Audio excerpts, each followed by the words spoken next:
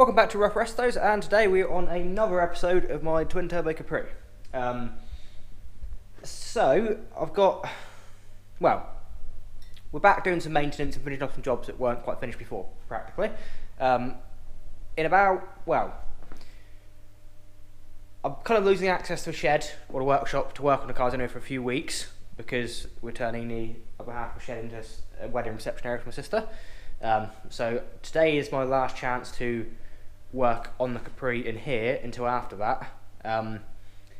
The following weekend after the wedding, I've got a car run to do around the north coast of Cornwall, which looks quite good actually, but the Capri's got to be ready for that. And then the following weekend, I need to do quite a few hundred miles for a meetup and, collaboration also with another YouTuber for one, and a bunch of crazy ass people with turbo Capris. So this thing needs to be ready to do some miles, and it's currently not ready to do some miles. I think I've previously gone through the issues I'm having with the oil leaking out the engine at the minute with the crankcase pressurising and not having any system to remove that. And also, after last weekend, when I was moving the Capri around and noticed a bunch of oil pissing out of it as I was moving it, turns out the extension arm, which turns the oil filter 90 degrees off the oil cooler, had come loose. So it was torqued up, but something had moved and it had come loose, and it was driven up there. Obviously, at the minute I've got no oil pressure warning at all on the engine. I've always had a sensor in there. I put a new sensor on it, never connected it up. I've changed to a better sensor, still never connected that one up. So I've got no oil pressure warning, which I'm now starting to see the importance of. One, because if that happened on the road and it got worse, I would have lost the oil pressure and I wouldn't know about it until the engine was seized, which would not be ideal. And on last Monday, as you might have seen on the last video, I destroyed the golf sump, and lucky enough I was only down the lane and parking up, so, but again, I didn't have any oil pressure warning wide up on that one either, and I wouldn't know about it, I'd lost all the oil. So I'm now maybe going to start connecting them up, because it's going to be, after my luck the last week with losing oil, it's not worth the risk. So I'm rambling on. What we want to do is we want to quickly get the sensor wired in and connected up.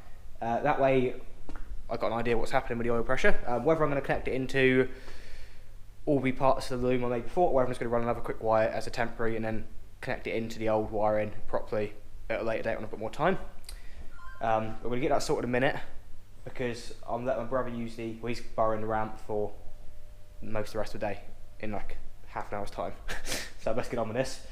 And then we're going to be looking at making a temporary scavenger setup in the exhaust to take away the crankcase pressure. But before I start welding things up, taking the downpipes off, I want to see I've not got any back pressure. I want to see I've got enough vacuum to do it. So we're going to just make up a pipe, stick it in a spare lambda bung if it comes undone, and then go and road test that and make sure we've got a vacuum before I sort of then dive into it and order all the parts from America to do it properly. So anyway, we'll just get cracked on. Let's get the car in here.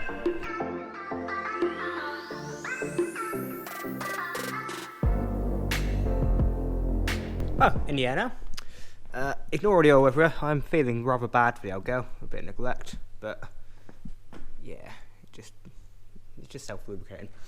So what you might be able to see up here is we've got these two four-way blocks. They do the turbo oil feeds, these two. We've got an oil temperature sensor there, not currently being used. We've got the old cables for the oil pressure sensor, and then we've got the new oil pressure sensor up there, which is one of them cheap, what do they call it again? Transducer ones. So it's a 0 to 5 volt sensor, so it requires 3 cables. So you have a 5 volt, I'm assuming it's going to be 5 volt, ground, and a signal cable. And basically what it does is it relays a reading between 0 to 5 volts on its pressure range. I think this is maybe a 0 to 100 psi one from memory. So that will relay I'll check the eBay in a minute, but it'll be something like 0 to 1 volts starting position, which would be like 0 psi, and then 5 volts being like 100 psi. So we can then calibrate that into ECU. The new firmware on ECU actually directly supports oil pressure sensors now, so that can all hopefully just tie in nicely with any luck. I've decided against modifying the wiring on the loom for now and wiring in the car. I'm going to choose a real simple option for testing purposes here. I've got some 2-core shielded cable, which will be absolutely perfect for this.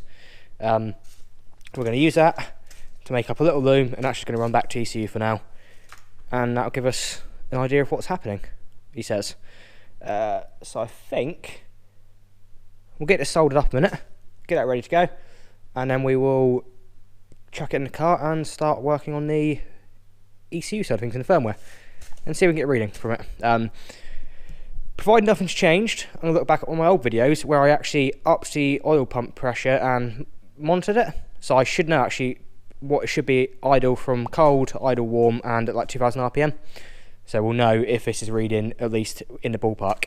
I don't need it perfect reading because I'm not worried about that, but I do need to obviously know when I've got no oil pressure and when I've got oil pressure. At least that way I can, I'm travelling a few hundred miles and the dashboard goes, oh shit, I need to pull over and stop before the engine gets seized.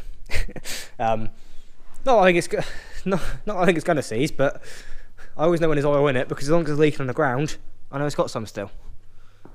But yeah, let's crack on.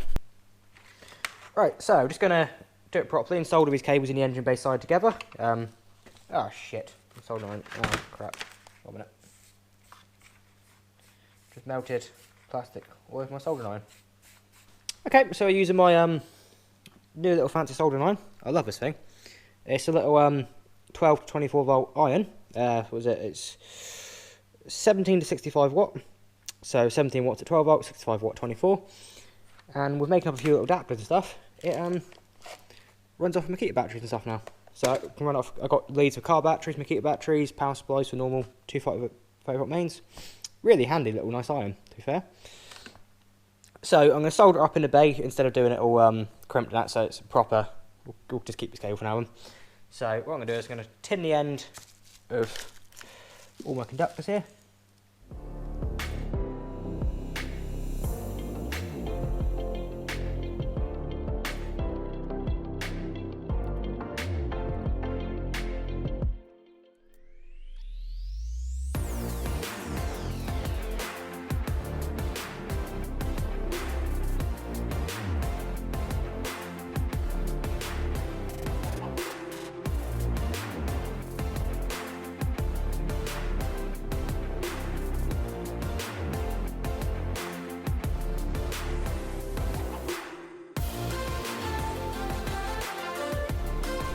Right, so what we want to do now is oh god, the GPS is a bit off there. I'm apparently doing 10,137 miles an hour at the minute, so at 0 RPM, I'm coasting just a tad there. Ignoring that, so again, I haven't gone for neat, I've just gone for a temporary test it works. All that needs to be tied up anyway. So we've got our oil pressure sensor coming in here, we've got 5 volt to it, we've got signal cable out, and we've got a ground, so that's all sorted. So now I want to see if I can get in here and configure the sensor to work, and go through the whatever oil pressure stuff this new firmware has on it. So let's just dive into this a minute then. Not sure you guys can really see much here. I guess I could screenshot it. Yeah. And there we have it. So the evac didn't work. I couldn't get any vacuum, it was all positive pressure, I obviously used the back boxes, so that is out the window for now. But we have got now an oil pressure gauge down there. Not sure if you can see it. Does it even works? And then, as a warning, so if the oil pressure drops below certain specified limits, I've got like 10 psi up to 1000 RPM, and then below 20 psi above 1000 RPM, and that kind of setup, it comes up on the dashboard there. Oh shit, road surface, or check road surface for contents of sump. So that warning there, I can see if I lose oil pressure, I'll have that red display in the middle there up full time, telling me that I've got no oil pressure. So that'd be nice. At least the ECU knows that now. Yeah, so I think I'm gonna go do a bit of road tuning on this thing now, and then yeah, that's gonna be about it. Yeah, so if you happen to have enjoyed this video, it's been a bit of a bitsy one, and you want to see more on the Capri, then there's plenty more on the channel. Just goes all the way back to me ripping the engine at this one a year ago, and sort of putting it all back in again and doing all sorts of work since then. Yeah, maybe subscribe for some more. I've got plenty more there. Drop the video a like if you like it. Give me a comment. Tell me if you think what I've done is crap. Tell me if you think it's okay. And then, yeah, hopefully I'll see you again next time. I've been Jordan. Cheers.